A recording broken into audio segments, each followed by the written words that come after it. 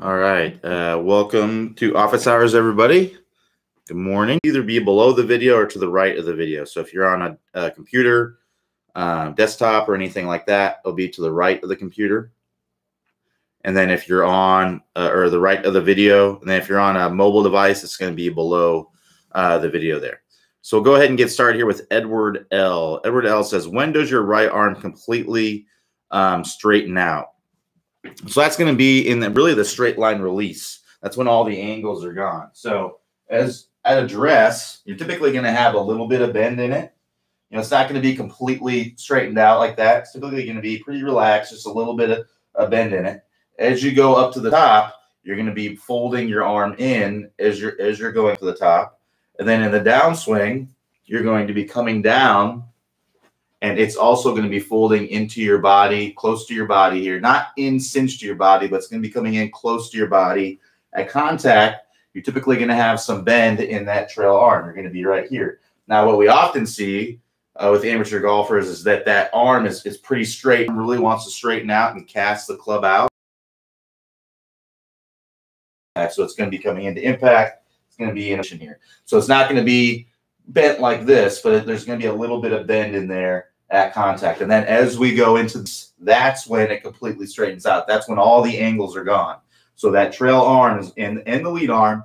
If there's a little bit of bend in it right here at contact, it's going to be straightening out right here in the straight line release position. And then after that, it will actually, as you'll come all the way around, if you got good extension, it'll be straight, and then it will eventually start to bend as you wrap this club around into the full finish. All right. So Nicholas P says, doing the 20-minute distance fix and hit max speed of 110 miles per hour. I suck. Per hour, that's pretty close to the pro average, so I would say that's pretty good. Just finished week 1. What can I expect my play speed to be by the end? Typically, people are gaining anywhere from, I think the average for the pilot group was 12, or it might have even been more than that, 12 miles per hour typically. So, and that's your max speed. So your playing speed is going to be somewhere, you know, a little bit below. That's going to be in between. It really depends. So I would say I would expect to gain 10 miles per hour from going through the program one time. That's what my expectations would be as you go through it. So just to tell you, I've gone through the training. I've done it. I started out 108, 110 was my starting club head speed. It sounds like you're about in the same boat. If that's kind of what you said your max speed was 110. So you're not far from where I was, it sounds like. And then my max speed before I started just swinging as hard as I could was 114 miles per hour. And then neural adaptation, swinging as hard as I can, improving the technique, getting a bigger shoulder turn, getting my hand, releasing, getting that whip right at the golf ball, getting some better technique as far as that goes. I got to where my max speed was 124 miles per hour. So my play speed was around 117, 118. And my play speed felt like the same swing. It felt like I was swinging just as fast as far as effort is concerned. You know, that's what the neural adaptation is. That's what allows you to get as you go through it. So, yeah, I would say around 10 miles per hour, I would say. And it really depends on the person. If you're someone who's an aggressive swinger, your play speed probably isn't that much different than your max speed. I myself, I'm more of an aggressive swinger, so my play speed wasn't much different than my as hard as I could speed.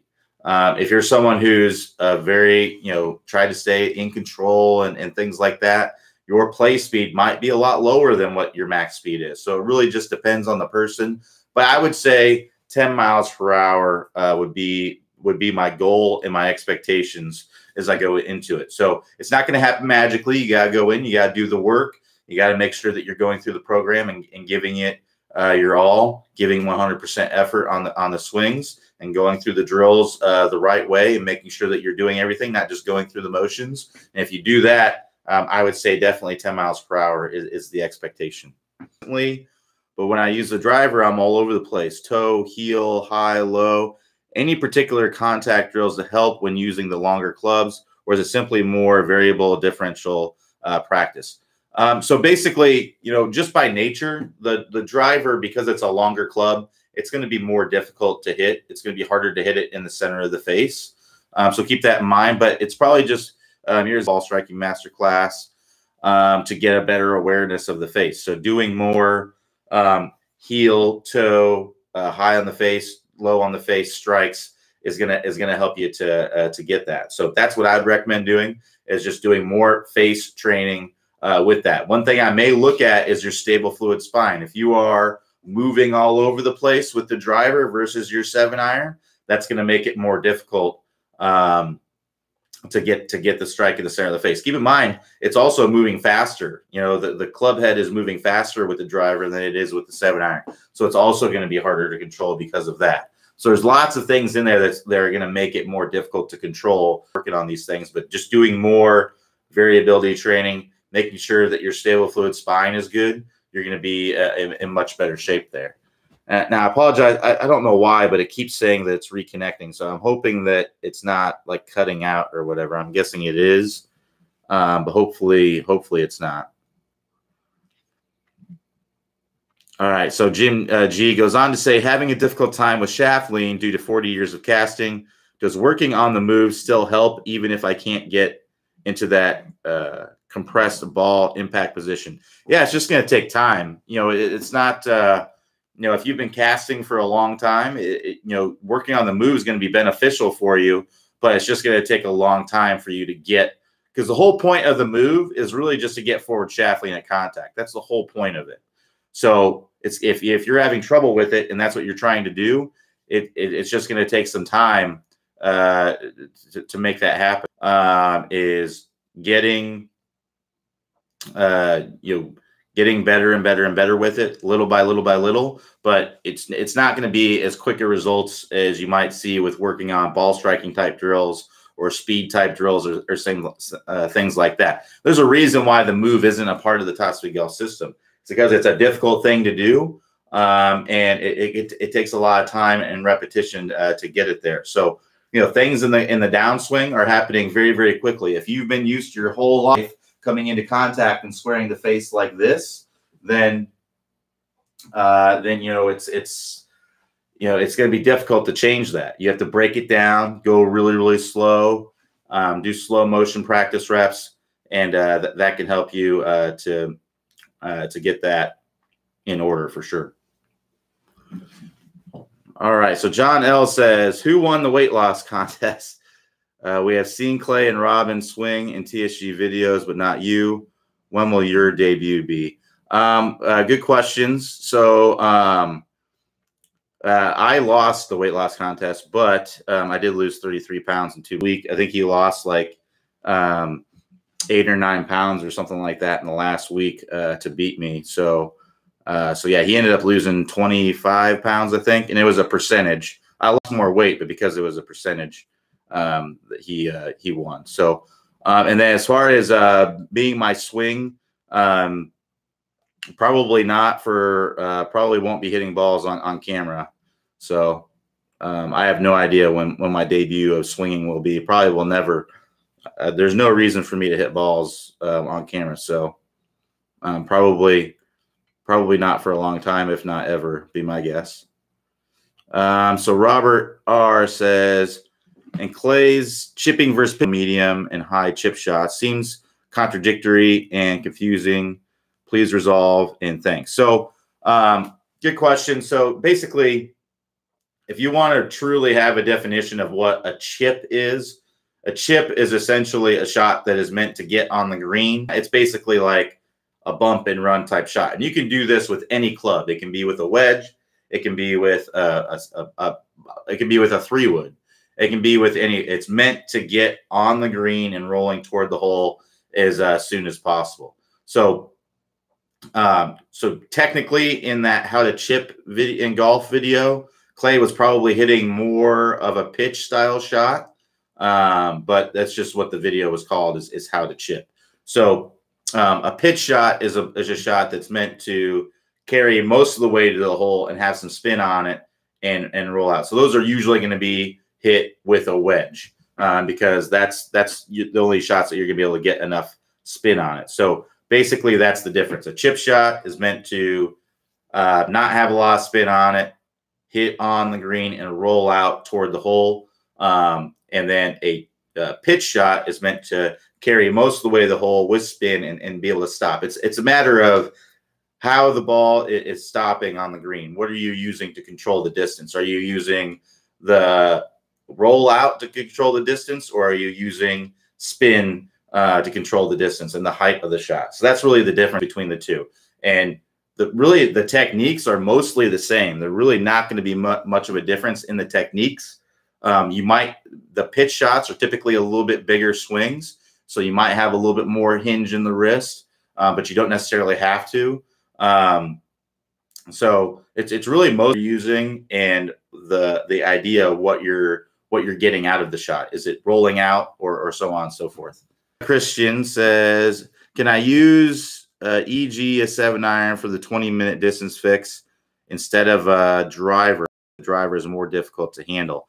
Yeah, you can use a 7-iron, but I recommend using a driver. Your driver is going to be the club. You just need to use the same club every single time so that you can see if your speed is going up. You're going to have lower speeds with your 7-iron because it's shorter.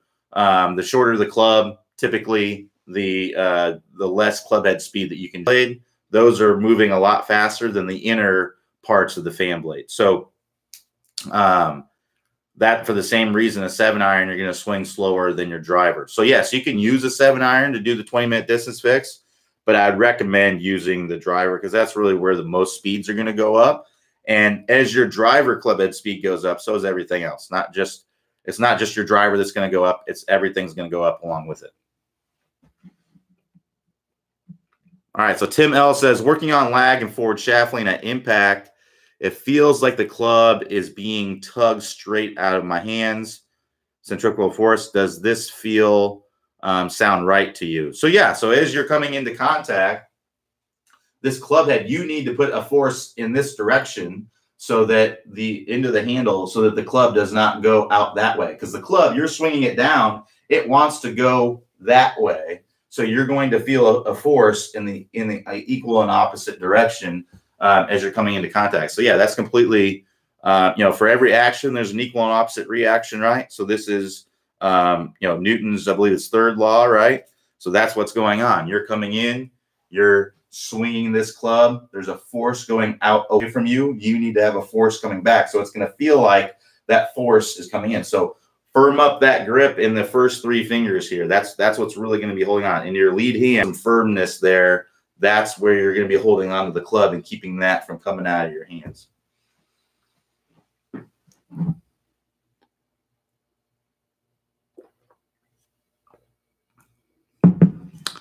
All right, so Jens Christian has another question. Says, is it only me who has stops and problems with the video transmission? Yeah, I'm guessing it's not just you because it keeps popping up and saying that it's disconnected for some reason. So I'm not sure why.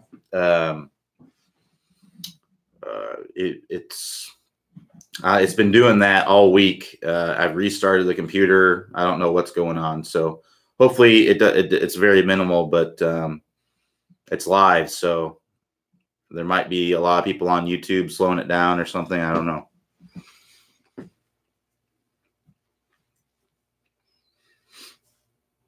So go ahead and keep the questions coming. We'll be back. It looks like we got several people in here, so go ahead and keep the questions coming. We got another 40-some minutes to fill here, so keep the questions coming, and I'll keep answering them.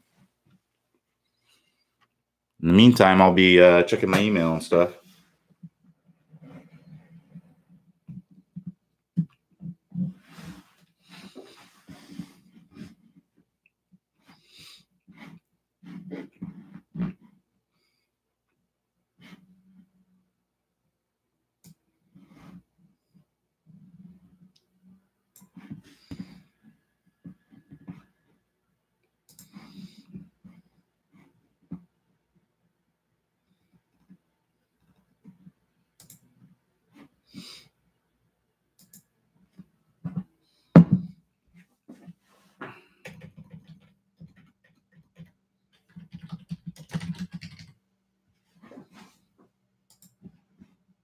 golf. What am I doing wrong? Is it seems I am swinging hard with my hands.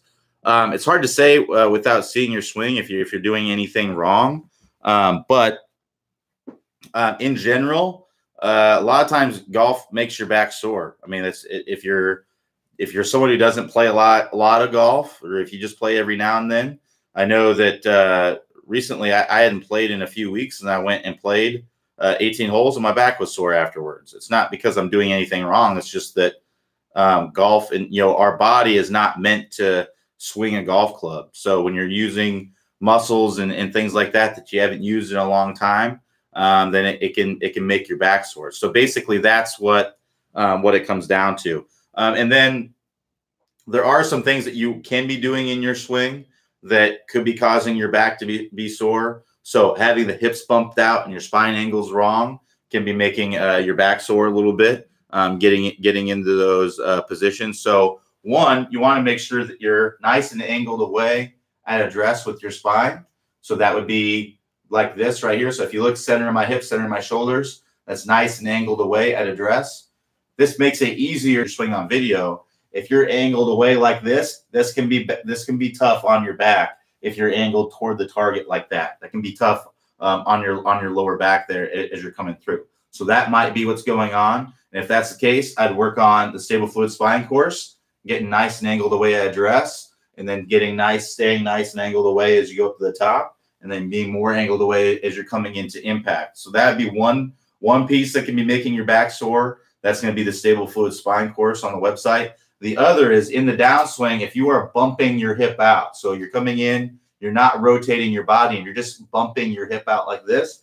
This can be tough on your back as well. This can be tough on your hips. If you have sore hips and sore back constantly, this could be the cause as you're coming into contact. So you're coming in, and your ankle, hip, and lead shoulder are all in a straight line here as you're coming into contact. And I apologize. I keep saying that it's reconnecting. I don't know what the deal is, but it's starting to get frustrating. So I do apologize. But anyway, lead hip, lead ankle, lead shoulder, all in a straight line here at contact. If we're bumped out, that you may have some issues with some back trouble. So I'd be looking at your compression line as well. So look at your swing on video. You can look from face on, which would be this view right here. See if you're nice and angled away at address. So draw the line from the center of your hips, center of your shoulders. See if that's angled away. We want to be about 6 to 8 degrees angled away, and then take in body angle. It could be a combination of that and just playing golf in general. Back and wrist injuries are the most common injuries in golf. So keep that in mind whenever you're working on these things. And then you can look and see, come down to contact and see, draw a line from your ankle, the middle of your ankle to your shoulder joint right here, and see if your hip is bumped out in front of it. If it is, then that could also be the cause of a little bit of the back pain there. So I would check those things out on video. If you need to work through the Stable Fluid Spine course, click the instruction tab at the top of the screen there. That's going to expand the menu, and then click on the Top Speed Golf System, and then you'll be able to see the Stable Fluid Spine and the compression line courses right there, and you can get started on those and working through those issues. So Tim L says, with forward shaft lean versus casting, when should you actually release the wrist? That's a good question. So basically, when you're coming down the downswing and you're generating lag, typically your most tour players are starting to release the club about right here in the downswing. So about when that lead arm is parallel to the ground or a little bit later. So if you watch, you can go look at video of tour players, and you can watch them get down here. This angle will usually get a little bit tighter. So this angle between the lead forearm or the lead arm and the shaft is going to get tighter and tighter and tighter. And then about to this point right here, lead arm parallel to the ground. And then from there, if you go a couple frame club from here, because it's happening so slowly, I mean, it gets, they're here, and then it whips out in front. It happens very, very quickly. But as they're coming down, you want to see that nice sharp angle here, and then you're going to see it start to get bigger and bigger. So it's typically happening about when that lead arm is parallel to the ground. If you're casting, that you're releasing the club from the top of the swing. So basically you're getting here, you're at the top, and then the angle is getting bigger from the very beginning. What we want to see is we want to see that angle get sharper between the lead forearm and the shaft, about to where the lead arm is parallel to the ground or a little bit later. And then from there, it starts to get bigger and bigger and bigger and releases out in front.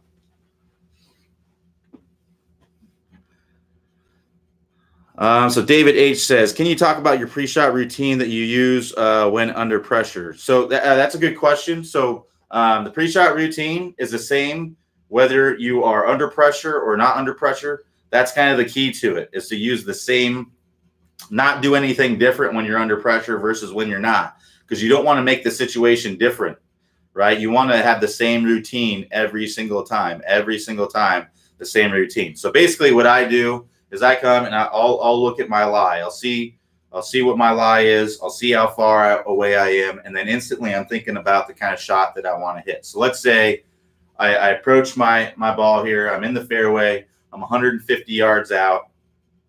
Lie looks good. So I'm thinking, okay, 150 yards. I'm going to take a look. It's going to be an easy 9-iron for me. All right. So I'm gonna grab my 9-iron. I'm going to get behind the ball, and I'm going to take a look at where the flag is on the green. The flag's in the middle. I'm just going to hit a straight shot, or just typical stock shot for me, right to the green. If it's tucked way on the left side, I might hit a draw. If it's tucked way on the right side, I might hit a little bit of a fade. But let's just say, to make it simple, I'm just going to say it's right in the center of the green. I'm just going to hit stock shot, center, easy 9-iron, right to the center of the green. So now I'm playing the movie in my head of exactly what that looks like. It's really quick. I mean, it only takes a few seconds. I'm just playing the movie in my head of exactly what that shot's going to look like. Now I'm going to line it up. I'm going to get behind it, and I take my club, and I just kind of line it up. I pick an intermediate target in front of my ball, and now I'm going to step into the shot. I step into the shot. I aim my face at the intermediate target that's just in front of the ball. And just to go on to exactly what that is, it's a little bit hard to aim the face at a target that's so far away. So if you're behind it, you can take your club, put it straight up and down like this, and you can pick a spot that's between the target, which would be, kind of up here, and the golf ball, and then that's going to be a few feet in front of your golf ball, a foot or two in front of your golf ball. And then when you go to line up, you can just line up to the spot that's a foot or two in front of your golf ball. It makes things a lot easier. So I aim the face at my spot there, and then I look at the target and I settle my feet in. So now that my feet are lined up with the target, then I do one more quick visual movie in my head of what the shot is going to look like. And I look down at the ball. I look up again one more time. And then as soon as I look down, I start the shot. As soon as I look down, that's my swing trigger. I look at the ball, I look down, and then I start the shot instantly. As soon as I look at the golf ball and I'm locked in on the golf ball, I start my shot. That's my swing trigger. Now, some people may do a forward press to be their swing trigger. Some people, like Clay, does this thing with his lead foot. He kind of lifts up his foot a little bit and starts the swing. Everyone's got their own little kind of swing trigger kind of things that are going on. You got to find what works best for you. But that's the routine. And I do that for virtually every shot, whether it's a chip shot, a drive.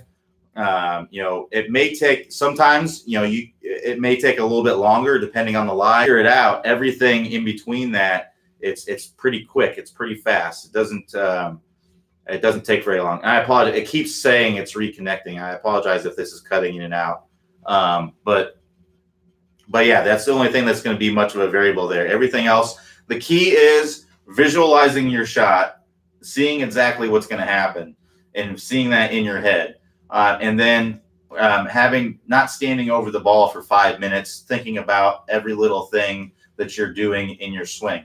That's really the key to it. If you're thinking about all of those things, it's most likely going to lead to bad results, right? So have a swing trigger, and you'll probably play much better golf. So it keeps telling me that my connection's unstable, but mine is fine. I don't know why it keeps saying that. It's only unstable whenever we're doing office hours, I guess. So I apologize if it is cutting in and out. All right. So Paul M says, Stopped playing golf 18 years ago as an 11 handicapper. I've recently taken my game up again, but my clubs are 25 years old. Will buying a new set with recent technology make a big difference in your opinion? Certainly could. The driver definitely could. Irons maybe not as much, but probably could definitely make a difference. I mean, if your clubs are 25 years old, you're talking 1995. Club technology has come a long way since then. Now, if your clubs were 10 years old, I'd say it's probably not going to make much of a difference. Even if your clubs were 15 years old, I would say it's not going to make a huge difference. But 25 years old, definitely. You know, if you look at drivers nowadays, they're much bigger. They're much more forgiving. The faces are as hot as they possibly can be. They're hotter than they were 25 years ago. Basically, the rules for how hot faces could be was about 97, 98 in there in that area. So basically, any driver made since then is not going to be as hot on the face, but definitely more forgiving. So I would say, yeah, it definitely could make a big difference getting some new clubs. The best way to find out is to go somewhere like Club Champion and get fitted for clubs. Bring your old clubs, hit your old clubs, and compare them to what new technology and new clubs would look like. That's really the best way to go about it. It's definitely a lot more about what you do with the club. So if you chunk it with your old clubs and you chunk it with the new ones, it's going to be the same result, right? But if you hit one a little bit out on the toe with your old clubs, it may not be as forgiving as what new clubs can be. So it might give you a little bit more margin for error if you're getting the club on the ball pretty good. If you're cutting across the ball a ton, mainly it's for off-center strikes is where the newer clubs are going to be better. You're going to get more forgiveness and whatnot. They're going to be easier to hit. But if you're cutting across the ball and hitting a big old slice with your old clubs, you're probably going to do that with new clubs too, right? So it's more about if you're putting a good swing on it and it's just the club's just not forgiving, you hit it out in the toe a little bit and it just doesn't go anywhere. A newer club, it may not make much of a difference. It may still give you a pretty good shot, or at least a usable shot. So like I said, the best way to find out is go somewhere like a Club Champion or a place that gets you on a swing monitor where they can compare clubs and things like that. That's the best way to find out. Hit some shots with your old ones and then compare it to what some new ones can do. And it can certainly make a difference for sure. So check it out. Club Champion is where I'd recommend to go. I don't have any affiliation with Club Champion.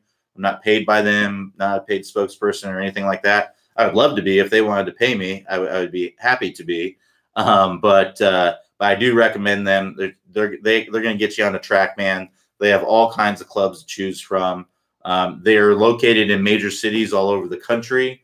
If you don't have a Club Champion near you, I know Golf Digest comes out with a list every single year of club fitters in the country, the top club fitters in the country. I would reference that list. I've seen some good club fitters that I know of. I've seen on the list, so it seems like they do some homework and figure out who's the best. So that's what I'd recommend doing, is going and getting a professional fitting just to see for sure what's going on there. All right. So Robert R says, in course management, is there a percentage number? For example, you are 90% confident that you can make a certain difficult shot, but if you are under that number, you should take an unplayable ball penalty. You are 90% take a unplayable ball penalty.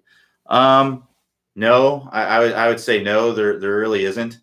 And it keeps on popping up. I'm sorry, it keeps on popping up saying the connection's unstable. So I'm going to look into that after today's office hours. It's doing it more today than it ever has for some reason. It usually only pops up every now and then, but it's like every minute it's popping up. So I do apologize if it's cutting in and out.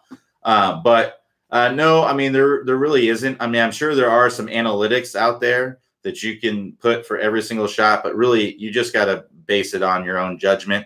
I wish it was as easy as thinking there's a 90% chance I can get this out, or so on and so forth.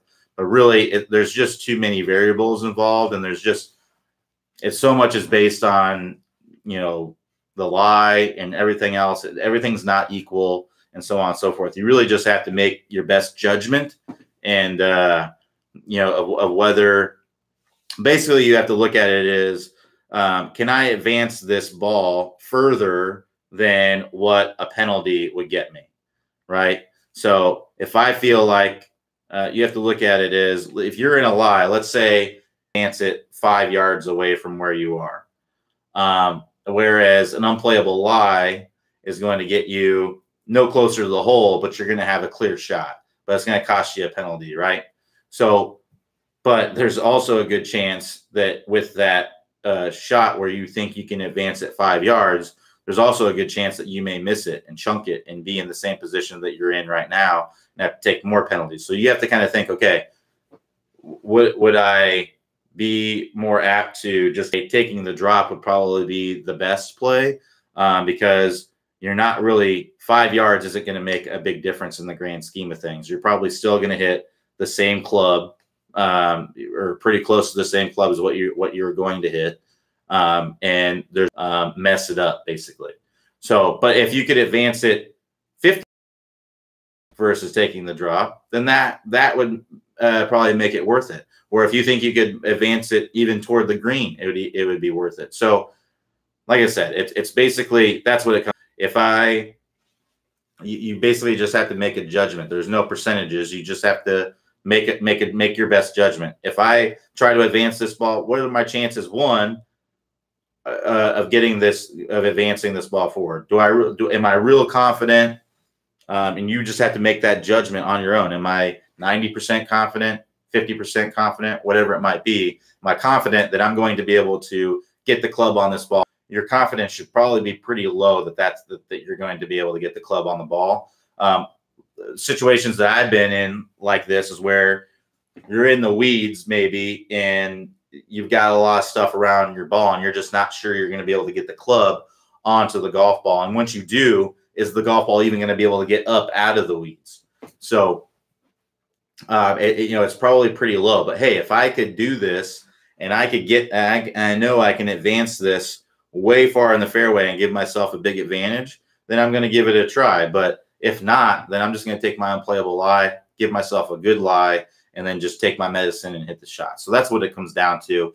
Where you get in trouble is when you try to do too much. You have no chance basically of getting the club on the ball, but you try it anyway, and then you just end up compounding the situation instead of just taking your medicine. So it's all based on judgment and experience. I'm sure you could break it down into analytics, but it's just not something that I've ever done. But even then, there's just so many variables that could be going on. Like analytics don't know your state of mind. They don't know how you've been playing that day. They don't know your confidence level. Analytics, it's just based on the numbers of the situation. It doesn't know you. So that's when analytics can't exactly, analytics isn't perfect, but a lot of times it can help you to make the right decision. But in that case, it's really just purely a judgment call, and you need to be confident in whatever call you make. You need to be confident in, even if it's just an 80% chance, you need to be 100% confident that you're going to execute it.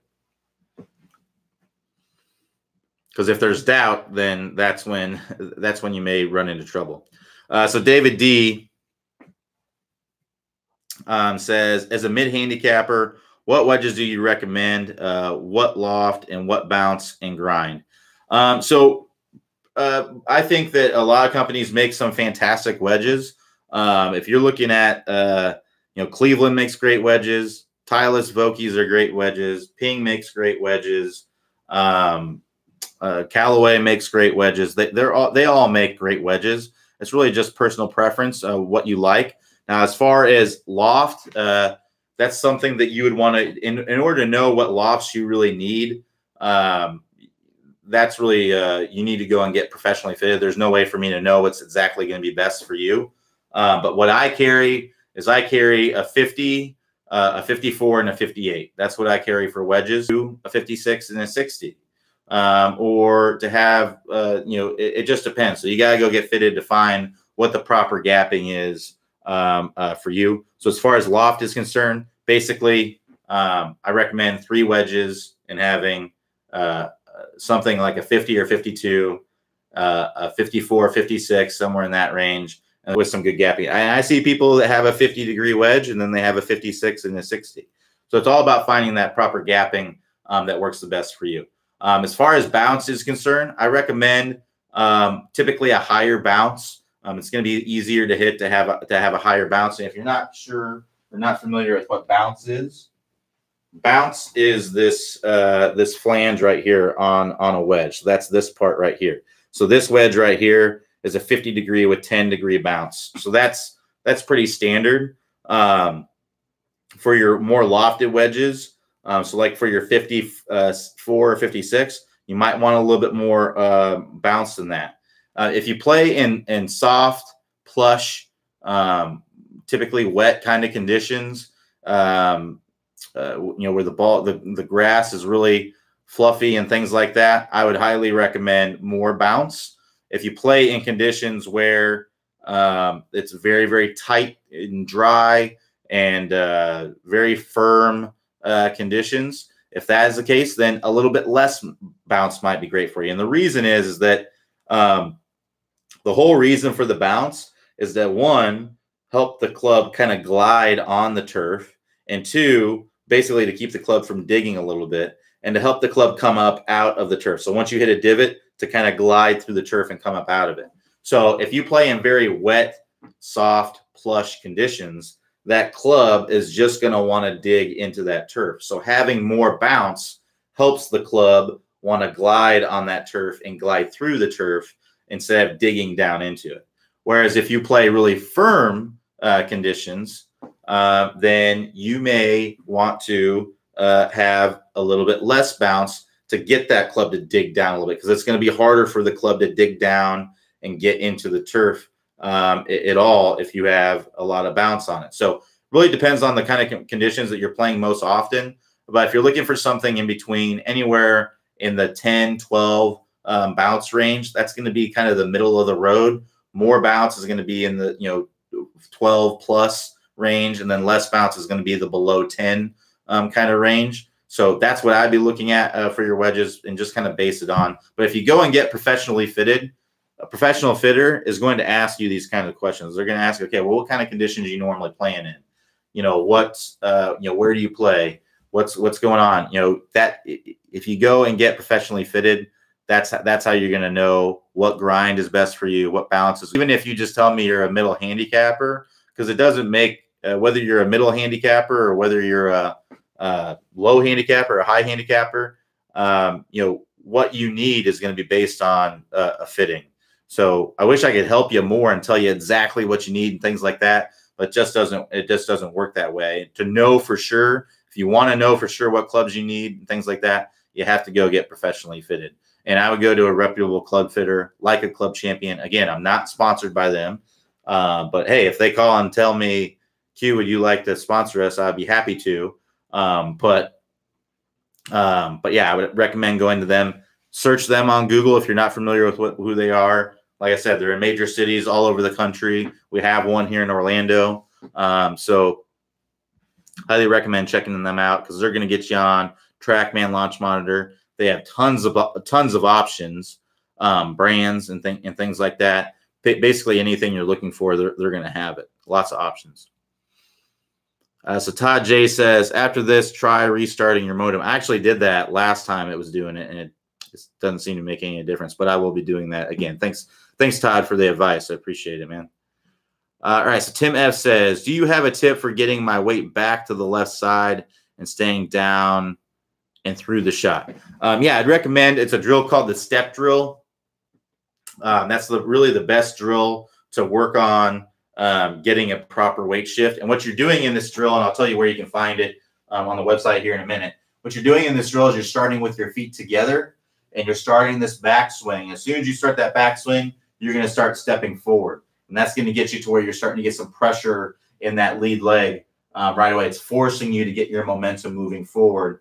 A lot of times what happens is that people, they get going downswing about in this area. By that time, it's too late. Your arms are already flying in front of your body, and you're hanging back too much. So you need to make sure you're getting to your lead side and coming all the way through the shot. The best way to work through that and to get better with that, and with that step drill is included in this course, is the stop chunking and topping course. You may not be chunking and topping, which is fine, but this course is all about getting you loaded up properly, because that might be part of the reason why you're not getting the proper weight shift, is because you're not loading up properly. And what that means is, if I'm going up to the top of the swing and I'm leaning toward the target and I'm not really loading up on my trail side, and the downswing, I'm going to want to fall away in the downswing and fall away from the target, and that's not going to help me with my weight shift. So that course, the stop chunking and topping course, is going to be all about getting you loaded up properly and then getting to your lead side properly in the downswing. So if you want to work on that course, click the house icon at the top of the page there. That's going to take you to the home page. If you scroll down on the home page, you'll see a list of all the courses on the website. Click the stop chunking and topping course and get started on that.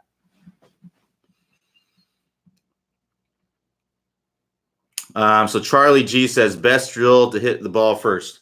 That really just what I just talked about, Charlie. That's going to be the best.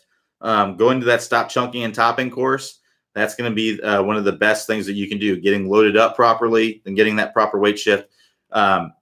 Hitting behind the ball is almost always because of those two reasons. One of those two reasons or both of those reasons, either not loading up properly or not getting to the lead side properly. It's almost always because of that. So check out that stop chunking and topping course, work through those drills, and that's going to help you to get that ball first contact. All right, so Nicholas P says, I use an eye-line speed trap for all my shots when practicing. Where should I practice the ball, place the ball for chipping? Hopefully you're familiar with the training aid, as there is a video on the website that uses it. Yeah, I'm familiar with the training aid. I've seen it before. I've never really used it, so I don't know exactly where the ball placement is. I would recommend going to Eyeline's website and checking out. It may not even be used for chipping. But I would go to their website and check out the videos, because I know they have tons of training videos on their website to see where that is. So Eyeline, I believe it's just eyelinegolf.com. I wish I could help more, but I'm not sure exactly where you're supposed to place the ball for everything. I know there's some lines on there that tell you, I think, where to place it. Maybe it doesn't have a chipping one, but if you go to their website, I would check that out. Like I said, it may not even be meant for chipping. I think you could chip with it. You could probably just place it in the same place that you would for irons. Maybe just a little bit more forward, because typically so you don't want to be chopping, because the only thing I don't like about that training aid is it can promote you to kind of chop down into the golf ball to kind of miss the plastic there, which we can just kind of be brushing the turf. For pitching, for longer pitches, you could use it, and I would just kind of play it in the same place that you would play irons, if that was the case. But for just a normal chip shot, I would say you probably don't need to use it. All right, so Tim C says, in my lesson with my pro yesterday hitting wedges, he recommended visualizing a ball in front of my actual ball, about 3 balls, and strike that point to improve my low point beyond the actual ball, and thus get better ball striking. Any comments? Yeah, so all he was trying to do, it sounds like, was trying to adjust your feel to get the desired result. That's a lot of what golf is. It's just adjusting your feel to get the desired result. So what's happening, what was likely happening, is you were set up to the golf ball and you were trying to make ball first contact. You were trying to come in and get the contact with the ground and the ball at the same time. But the reality of what was going on was you're probably coming down and hitting behind the ball a few inches. So what he tried to do, is what it sounds like to me, is he tried to get you to feel like you were hitting the ground up here so that you would actually hit the ground here. A lot of what golf is just adjusting your feel to get the desired result. And it sounds like that's what he was trying to get you to do.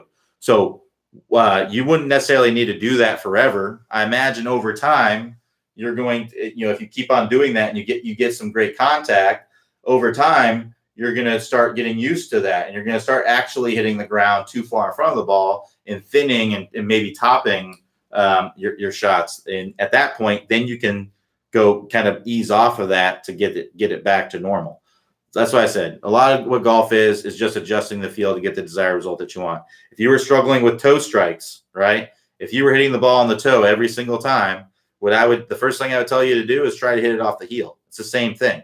Try to hit it off the heel, and if you try to hit it off the heel, what will likely happen is you'll hit it in the center of the face, and that's going to basically get you calibrated for the most part. And then eventually, what may happen is that as you're continuing to try to hit it in the heel, you may actually start hitting it in the heel. And at that point, I'm going to get to where, okay, I'm trying to hit it in the center of the face, and I'm actually hitting it in the center of the face.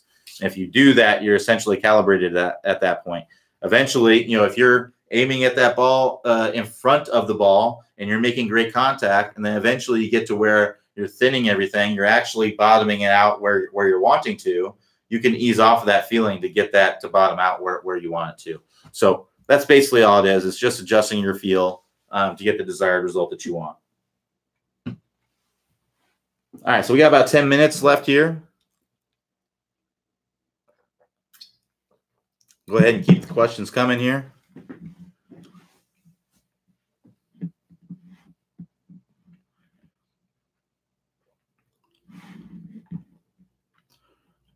All right, so John A says, the video you and Clay released on clearing the hips really spoke to me.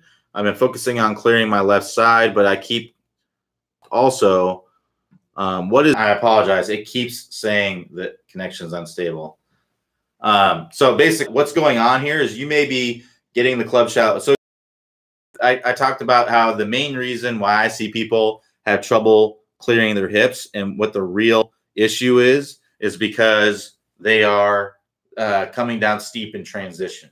So what that means is in the downswing, this club is in a steep position. And if it's in a steep position, you basically have one of two options. You're either going to take this club and just put it straight down into the turf, like 2 feet behind the golf ball. Most people aren't going to do that. Maybe a total beginner might do that. What experienced players might do is instead of going straight down to the golf ball, they may come over the top instead to get to the golf ball. That's what some players do. Now, what better players do, who've been playing golf for a long time and are coming down steep and have learned to get the club on the ball, is they'll do this. They'll come down. They're coming down steep.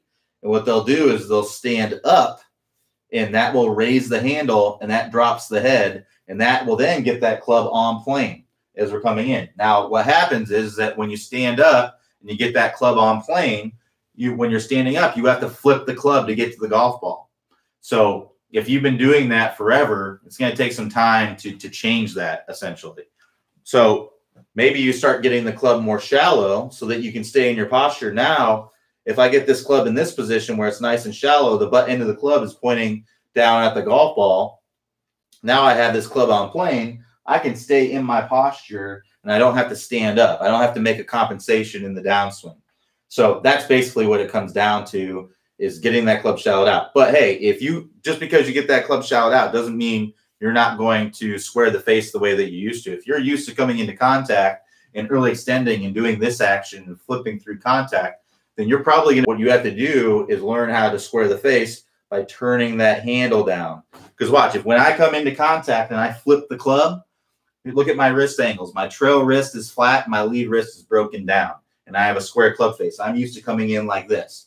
If I just take the club and push the handle forward and keep those same wrist angles, look what happens to my club face. It's wide open. I'm not going to come into contact intuitively and have a wide open club face. You're used to squaring that up. So it's going to, your brain's not going to allow you to come in with the club face 45 degrees open. It's just not going to let you do it because you're trying to hit it straight. So what you got to do is turn that handle. So if I go back to that same position, forward shaft lean, club face square open, now I have to turn that handle down to square it up. Now look at contact. I'm here with a square club face and forward shaft lean. Look at my wrist. My lead wrist did this. It did this turning of the handle. So that's kind of like a throttle on a motorcycle kind of position. And then my trail wrist got in a bent back position. A big reason why people struggle with this is because this position with the trail wrist feels very weak. It feels like it doesn't have any power. This feels powerful, and that feels weak. And that's why a lot of people struggle with this. So it's not going to be easy, John, to get that ingrained. But basically what you're talking about is doing the move. Now, where you should be bowing that wrist or coming down, it has to happen. It doesn't matter when you do it. It just has to be happening as you're coming down into the golf ball. So you can do it in the backswing, kind of like a Dustin Johnson, and be at the top of the swing and have this crazy bowed wrist and keep it all the way down. You can do it that way. I think it's really difficult. My wrists hurt when I try to do it. You can do it like what most players do is they're here, flat wrist at the top, and then they're doing it in the downswing, in that transition as they're coming down. And that's what we advise in the move. The move is really, it's one move, but you can break it into two things. One is the shallowing of the club, which I talked about, and two is that bowing of the wrist. And really you're doing that at the same time as you're coming down. And then from there, now I can just rotate into contact. So I'd recommend the drill. It's called the tennis racket drill in the move section. And actually I have a tennis racket right here. And if you're not a tennis player or whatever, that's completely fine. You can get this. You can get a tennis racket at Walmart or Target for probably less than $20, or a sporting goods store. You can get them. But I like using the tennis racket because when you have a golf club at address, it's very easy to see if it's square. But when it gets out into space, it's hard to see where the face is pointing. With this tennis racket, there's no doubt. I can tell exactly where these strings are pointing. So I'm going to set up at address. I'm going to have my strings pointed toward the target. I'm going to go up to the top, and I'm going to get the strings pointed up to the sky and then away from me. So it'd be toward the camera here. And that's really exaggerating that. Now from this position in the swing, where I have lead arm parallel to the ground, turn the handle down, get the strings pointed up to the sky. From this position, I can really just rotate into contact and have tons of forward shaft lean and a square club face. So that's what that drill is all about. And you can do this in the house, in the wintertime, whatever it is you're doing, you can work on this drill. So that's what I'd recommend, is working on this tennis racket drill. Get that handle turned down. You can find that in the move course. So if you go to the top of the screen there, click the house icon. That's going to take you to the home page. On the home page, if you scroll down, you'll see a list of all the courses on the website. Click turning that handle down, squaring that face up, getting some forward shaft lean at contact. That's going to help you get the hips opening up as you're coming into contact so that you can release that club out in front.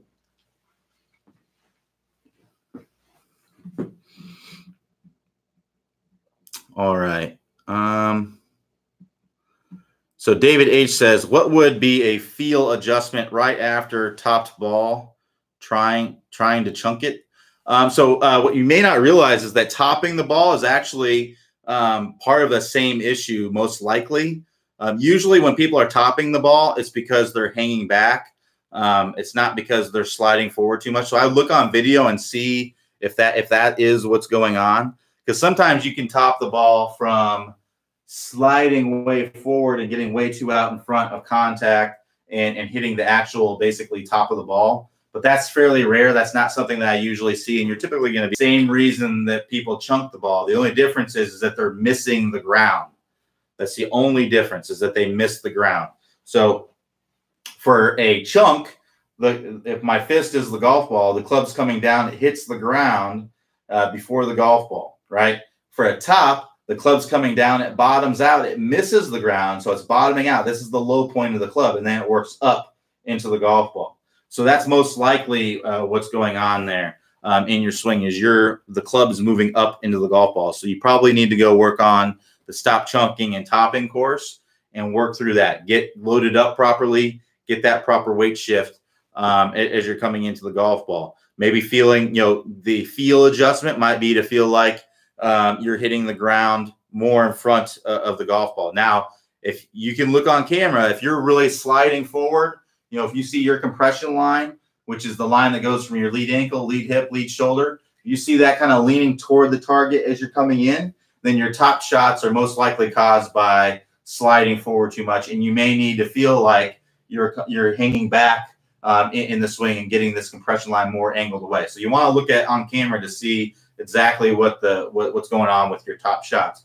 But most likely what it is that you're hanging back, the club's bottoming out and then working up, missing the ground, then working up into the golf ball, and that's what's causing your tops. All right, so one more question here. We're right at 10. One more question here, and then we'll wrap it up for today. So Serge T says, when people say let your arms go for a ride, how would doing the move with active hands compromise that? I guess I don't understand the let your arms go for a ride. I'm not sure if I've ever heard people say that. Feeling for some people, but if you're coming down steep and you're not using your lower body and stuff like that, then basically if you want to be doing something in your swing, you need to be actively doing it. Like, so if you look at your swing, here, okay, so you're trying to keep your hands passive. All right. So if you naturally in your swing, you keep your hands passive and you flip the club through contact, and you want to stop doing that, then you're going to actively need to start doing something different with your hands. You're not going to be able to just let your hands naturally do whatever you want to do. You're going to need to actively, most likely your sequencing is bad, your spine angle is bad or something. But it just depends on what's going on with your actual swing. Now, hey, if you're looking at your swing and you're feeling your hands are passive and they're naturally, you're shalloting out this club, you're coming into contact with forward shaft lean and a square club face, you're releasing that club out in front, then that's a great feeling for you. Hands passive is going to work great for you. But if you're someone who is coming, you're feeling that your hands are passive and you're coming in, you're maybe coming over the top, you're casting the club from the beginning, you're releasing, you have no lag, you're releasing this club early through contact and you're flipping, then hands passive, it may work fine for you, but it's not going to get you to where you want to be. Hands passive is getting you to do all those things. So basically what it comes down to is I get these questions all the time. Am I actively doing this? Am I consciously doing this? And so on and so forth. And the answer is different for everybody. But if you want to change something in your swing, then you're going to need to actively be doing that. It's not going to magically happen on its own. You need to actively change that. And then once you do it, over time, so let's say you're working on the move, you're working on shouting out the club and squaring the face early. Right now, if you're trying to do that, you're going to need to actively do that for a long time until it becomes second nature. And then you're going to get to where you're not even thinking about it. Your hands just do it. So it's like, typing, right? So if you're typing, when you first started typing, you were pointing and pecking. You didn't know where all the letters were. Then you got faster and faster and faster and faster with it. And then eventually you got to where there was no thought to it. You just typed and there was no thought to every single letter. It just happened. Well, that's what happens in the golf swing when you learn and understand. But if you want to change something, you're going to have to actively do it. So hopefully that makes sense. Serge says he's got it. So I think we're good to go. All right. So thanks everybody for joining me. We'll be back here tomorrow, 3 p.m. Eastern time. Hopefully we won't have any issues with the internet then. But yeah, I'll definitely be looking into that. But thanks everybody for joining me, and I will talk to you tomorrow.